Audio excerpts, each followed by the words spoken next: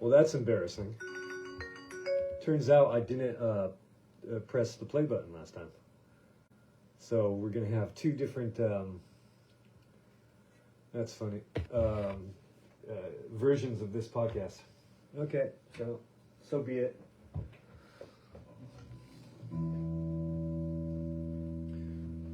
Oh, man.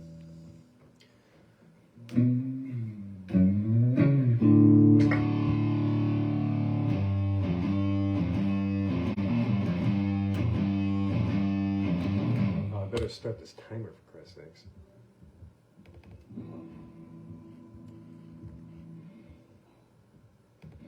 Man, I'm not with it today. We had a nice chicken and we had a late Thanksgiving dinner last night. It was nice. Chicken instead of turkey. Roast chicken. It was nice. And some. Oh, here's a little question for you all. Banana bread with chocolate chips. Yes or no? My dad thought it was disgusting, the idea of it, so I told him he can't have any. And my little brother said, no, you don't put chocolate chips in there, but you put walnuts in. And I think, hey, actually, in addition, that would be a fine idea.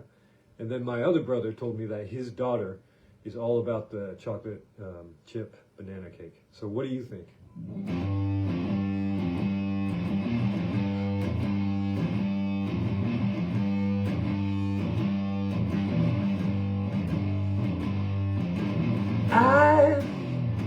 I wrote you a letter to make a bit better between the you and the me.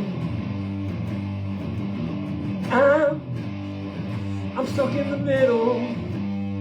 It's a bit of a riddle about the you and the me.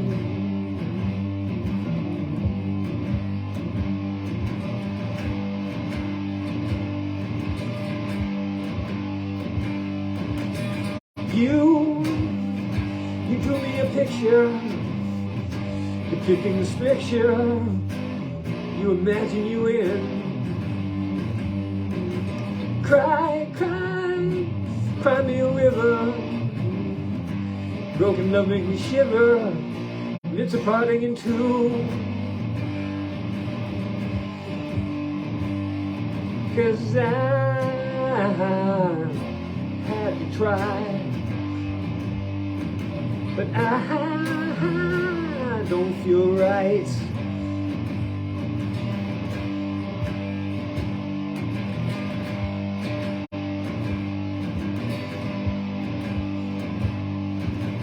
This dance of contrition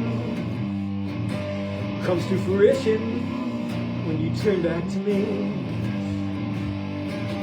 Hey, ain't easy to juggle this perennial struggle that loops again and again and again and again and again. Moonlight shines off the skin.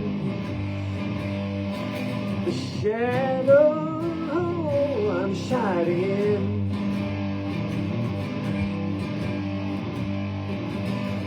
On my feet and my soul, just don't know where to go to find some peace of mind. Do you remember your dreams? Recall the faces and names, places and where you were meant to be.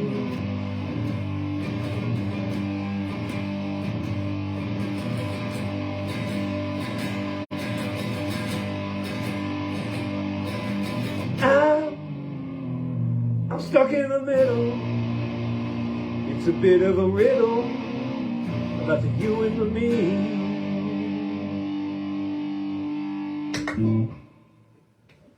How's everyone doing? This is the second go at the Electric Podcast number. What are we at? 355 now, I believe. 355. That's a long time. I used to do it just 5 days a week. Now I do it every goddamn day at 4:20 in the afternoon in Paris. 14h20 l'après-midi à Paris, dans l'atelier ou ailleurs, parfois. And so that's when you can join. Si vous voulez nous rejoindre à cette heure-là, vous êtes bienvenue alors. So I New Shilling. So wherever you're watching this, new shill segment, as I like to call it. If you're watching this on the Book of Faces, the Gram of Instas, the Inns of Links, the Tube of Views, be sure to like, subscribe, comment, and share. And then everyone will be happy. Everything will be good in the world. So what are we doing? Art update? Oh yeah, little art update. Okay, so yesterday I showed you I did this sketch of a dream image I had. It's a dinosaur. It's a shark with a dinosaur skull in the place of its head, and coming off of its fins are these long seaweed-like tendrils of shredded sail. That's the idea. And this is an image I saw in a dream a number of weeks ago, and so I've been meaning to realize this image. I did draw it once before, didn't quite get it. This is closer to what I saw. In the dream, it was in, I just saw it from the side, and it was moving slowly and silently, unaggressively, just sort of passing in the dark sea. So I consulted the oblique strategies. Are you aware of the oblique strategies? We have the physical card deck. It was developed by Brian Eno and a friend of his. It's sort of like prompts for when you're stuck in the artistic process, or if you just want an idea.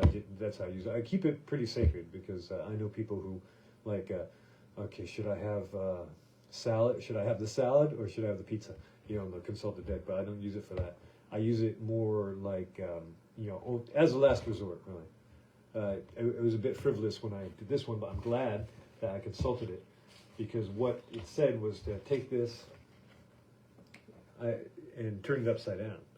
And so I liked that. And so I scanned in that image and I did just that. I turned it upside down and I turned the skull the other way around and it came like that. And I kind of like this because it's making me think of a koi fish a little bit. Another layer of meaning, so to speak. And then here, I took the fins, I repositioned the fins a little bit to make it look more sharky. Rather, here I think it's just looking a little bit too much like a dolphin. I don't know, we'll see what that happens. But as you can see here, this was its one of its pectoral fins, and now it's going to be its dorsal fin. If you look at pictures of white sharks, oftentimes their dorsal fins are really on the trailing edge, really crenellated by wear and tear over time. And my brother told me, we were having a conversation, he called, my woman and I, we were in discussion, and he said that sharks can live up to 400 years. So no wonder. I've been looking at these great white shark images to build this, and oftentimes they're just super scarred up. They have scars all over the place. It's really interesting. So what I did was I scanned that in, and then I blew it up, and I printed it out. So what I'm going to do is I'm going to use this to transfer the entire image onto these backgrounds, which I prepared.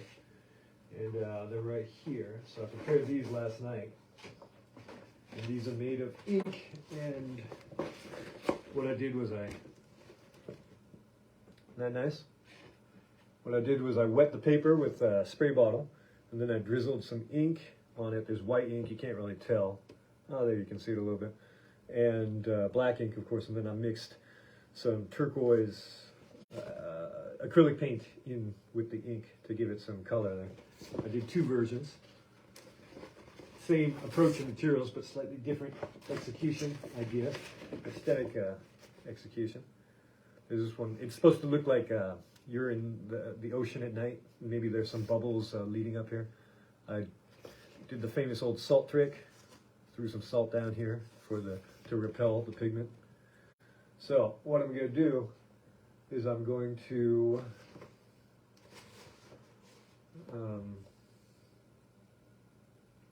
transfer this image, this image onto the paper, the prepared background. Using this method, I'm going to tape these all together. This is tracing paper. I'll put graphite on the back, and that way I'll be able to trace down this image as a starting point, and then fix it up with paint and so forth. Refine the image after that. But it helps for placement and position and all that sort of thing. And hey, we're almost out of time, but I'm glad that I was able to share that with you. Oh, the thing that surprised me is that I left L'Atelier at 7 p.m. or 19 heures, I like to say, last night.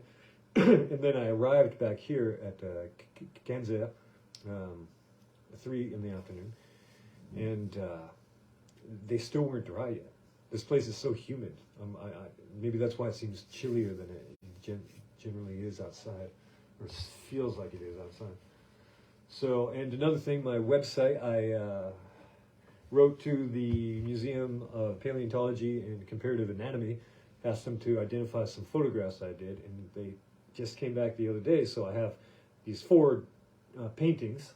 They're called Paleontology, and they're in the painting section of my website at paulbagnulo.com, paulbagnulo.com. Come Google that, and go and check that out.